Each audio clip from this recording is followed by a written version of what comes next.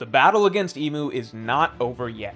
A lot of people feel that Elbaf is an arc where Emu is just set to wipe the floor with everyone and then go home because he hits his time limit. But that is severely underestimating the protagonists of our story and what Oda has actually been setting up here. Because thematically, from the beginning of this storyline, Elbaf was always setting up a final team effort to drive God out of the land. Not defeating Emu permanently, as he will still be a main villain in the final war, but he is not about to get off easy after everything he has done to the Giants. The storyline that this is most closely mirroring is Thriller Bark, with everything leading up to the big Oars fight. And we have just hit the low point of Elbaf, from which we are clearly set up for a fast rise back up as Zoro and Sanji win their fights, resurging as far stronger Conqueror's Haki users, with the setup already there for Luffy and Loki to get back up as well, and even hints as to how the entire Straw Hat crew can assist in the giant team battle against Emu. Elbaf is not an arc about defeat, it is an arc about triumph, and an arc about the Straw Hats as a whole taking one big step forward to reach the level they need to be heading into the final war. So before we get into it, make sure to subscribe. But first, you can get 9 more of your favorite One Piece characters for your wall. We have 9 new dynamically illustrated One Piece legends with 9 hidden iconic moments. Get Proud Whitebeard with a hidden final stand. Get Noble Katakuri with a hidden sacrifice. Get Legendary Kuma with a hidden dance. And plenty more along with our legends from before. And this month only, for any 2 posters you can get 2 more free and Blackwing Emu for free, with the deal auto-applied at checkout. This deal is only running for this month, and Blackwing Emu will never be available again. So make sure you get your deal now by hitting the link in the description below.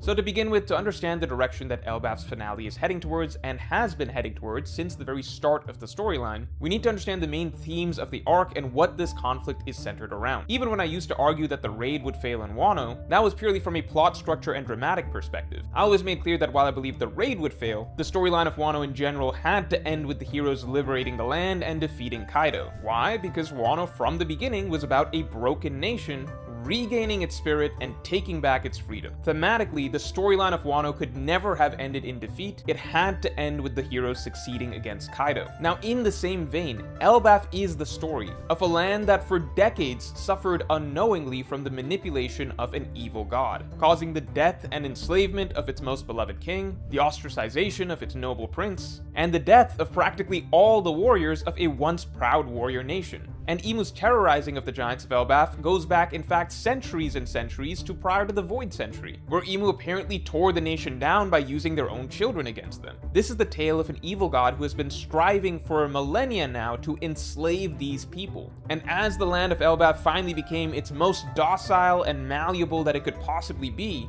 and Emu has stepped into the land alongside his God's Knights to finally complete his vision, enforce his will on the free Giants of Elbaf, and bend them into a nation of servants, the people of this land are saying no. We are going to take up arms again. We are going to reclaim our warrior pride, and we are not just going to let God walk all over us. This is a storyline about refusal to be dominated, and we have multiple speeches emphasizing that this is what the arc is about. Usopp's whole speech to Emu reiterates this yet again. Even the very first chapters of this storyline, the Legoland mini-arc, was about an evil god ruling over a miniature version of Elbaf, treating everyone in there as his servants, and it concludes with him getting his comeuppance. I cannot imagine that this whole Elbaf storyline, after Emu has done so much to the people of Elbaf, and so much has been made about how this is an arc about fighting back against God and refusing to let God have his way, is going to somehow end with Emu just mopping the floor with everybody, leaving the land broken and beaten, and he just leaves because his timer goes up. That would be completely antithetical to the central premise of this storyline. Note, I do believe that Emu is ultimately likely going to have to leave because of his timer, because I don't believe that the heroes, even if they rally and get some power-ups, are going to be capable of actually beating him here, and narratively it wouldn't make sense because Emu needs to remain a force even in the final war. But it's the nature of his exit that I'm debating here. I believe it is far more likely that all of the protagonists, meaning the Straw Hats, Loki, and the Giants of Elbaf,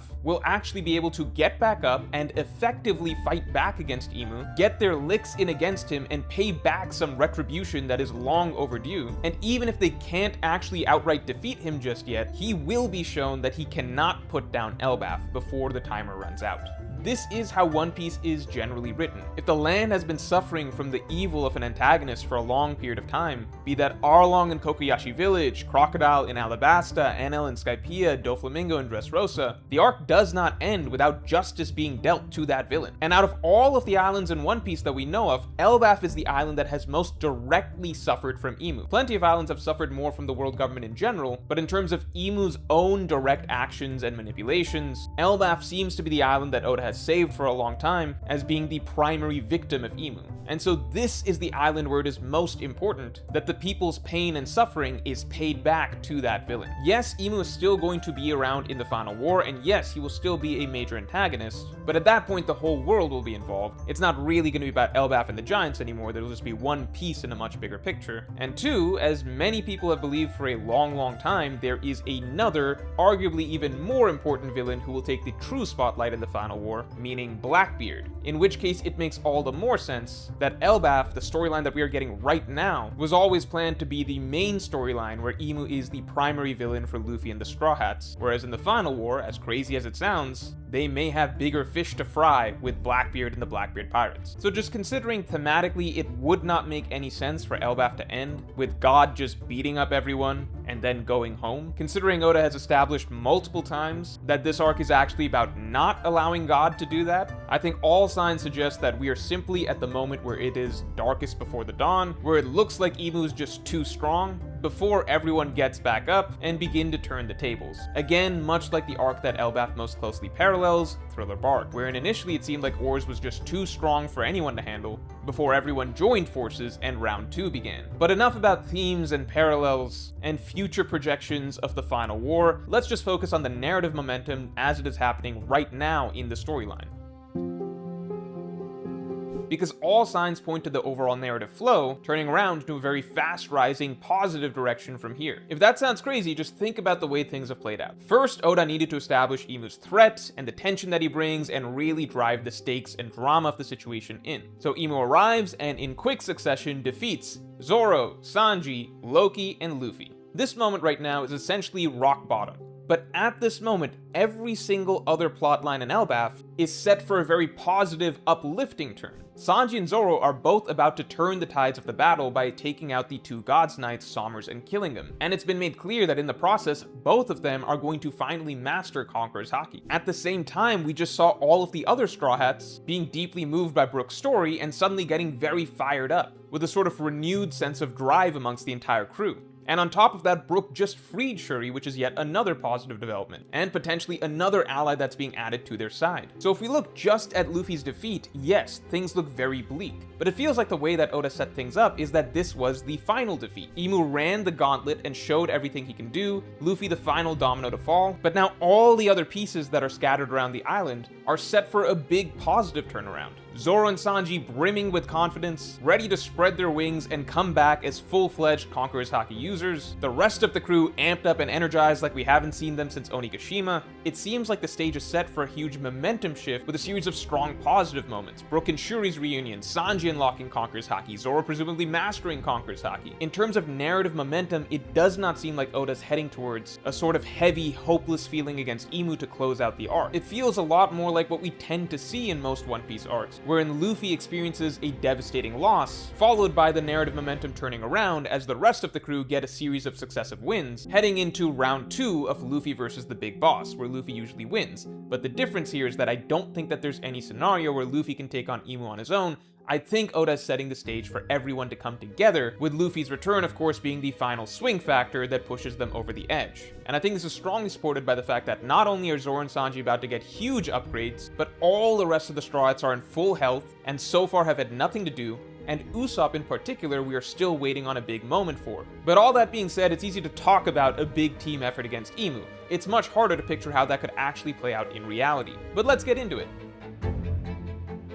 So interestingly with Zoro and Sanji's fights, the way they're being portrayed so far, I don't think that they're set to be as challenging as the king and queen fights. Rather, Sommers and Killingham seem to be portrayed more so as an inconvenience and a stepping stone for Zoro and Sanji to unlock their full potentials. Unlike with king and queen, Oda's kind of written Killingham and Sommers somewhat disrespectfully throughout the Elbaf arc, and he's made it clear that the only reason that there are really problems is that now they're being carried thanks to Imu's omen giving them a boost. Otherwise, as we saw, Killingham can't even fight evenly with Sanji. And then of course the regeneration aspect. You need Conqueror's Haki to actually be able to put them down. I would also say that this is an interesting thematic contrast between Luffy and his two wings compared to Imu and his two God's Knights here, in that the God's Knights are essentially having to be propped up by Imu and his powers, whereas with Zoro and Sanji, the whole point is that they need to emerge as kings in their own right in order to help carry their king, Luffy. I think it's likely that Zoro and Sanji are going to be able to defeat Sommers and Killingham without taking that much damage themselves. It feels like it's more so just a setup for them to get their Conqueror's Haki mastery, end their fights relatively fast, and return in time to help save Luffy from Imu. Why? Because again, thematically this arc has been really centered around the importance of the wings of the king, and how the Pirate King needs wings who can support him, meaning that in this arc it's very likely that we're going to need to see Zoro and Sanji's value to Luffy,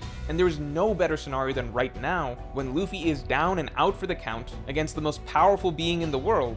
The stage could not be better set for Zoro and Sanji to hit the scene as fully blossomed advanced Conqueror's Haki users, and as a duo taking the lead in stalling Imu. And I know people want to be like, oh my god, Morge, there's no way that Zoro and Sanji, even post Conqueror's Haki, could possibly stall Imu, but I think people are severely underestimating just how big of a power-up this could be for both characters. Remember, we are essentially about one arc away from Zoro having to be stronger than Mihawk, the world's strongest swordsman. So whatever power-up he's getting here in Elbaf, whatever it looks like with him having mastered Advanced Conqueror's Haki, is going to be a huge step up. And I think we already saw a clear preview of that with when he used Ashura against Kaido. Ashura has always been Zoro's ace in the hole, and Oda very rarely pulls it out in the series, and that seems to be because it's tied to Conqueror's Haki, as Kaido implied in chapter 1010. And as Gaban has explained, Conqueror's Haki is something that Zoro's still not quite figured out. So whereas Zoro can use Advanced Conqueror's coding with things like King of Hell, there still seems to be some missing aspect of control that Zoro does not yet have. And so if Ashura is a glimpse into Zoro's full potential with Conqueror's Haki, well then yeah, based on the rooftop, Zoro with Ashura is arguably Yonko level. And Sanji post Conqueror's Haki is probably not going to be too far behind. Throwing two characters that strong against Imu is not going to defeat Imu, but I do believe that the awakened wings of the Pirate King will be able to stall Imu to some degree. And the important thing is that they're not going to be alone. The rest of the Straw Hats are all there and ready to help, and probably Shuri as well. And we've already seen little weaknesses in Imu's abilities. At long range, Imu generally likes to send his homing omen attacks, but as Jinbei demonstrated this chapter, those can clearly be dealt with, meaning if even Jinbei can be a small but still somewhat impactful factor in a team fight against Imu, then yeah, I think Frankie with his new upgrade, Nami with a Yonko's firepower in her hands, all the Straw Hats fighting together to back up Zoro and Sanji, while Luffy and Loki are treated, I believe Imu could be successfully stalled for a couple chapters. Especially if we have the X factor of Ragnar in there, because Ragnar is another extraordinarily powerful character who has a mind of his own, whose strength Imu himself acknowledges, who would of course help the Straw Hats in this fight while Loki is down. And that's not all. I've been saying that this is an arc about Elbaf rising up, meaning giants like Dory and Brogy could provide backup, and the biggest X factor of all, as I've discussed in the past, we could even see Bonnie de-age Jarl back to his prime, essentially adding a Herald level fighter into the mix. At the end of the day, I can't predict exactly how all of the pieces can fit together to effectively stall Imu, but looking at the ideas of the arc, and the direction that things are going for the rest of the Straw Hats, it does seem like Oda has set up a scenario where we finally have to see Luffy be defended by his crew for some time before he can get back up. And of course, the storyline overall will likely end with Luffy and Loki both getting back up to make for the final push against Imu. And I'm guessing we will see a new power-up for Luffy in the process. So will Imu be permanently defeated? No. But I do think he will get a bit of a beatdown before his timer runs out and sends him home, because all signs point to Elbaf being an arc where this evil god finally gets some of the comeuppance that he has deserved. So let me know in the comments below if you believe that a team effort could work against Imu, and if you enjoyed this video, then definitely like and subscribe. And if you want to hear one theory as to one surprise character that could also help, who everyone has been forgetting, then you can listen to my weekly podcast that just dropped by becoming a member or by supporting me on Patreon. Link in the description below.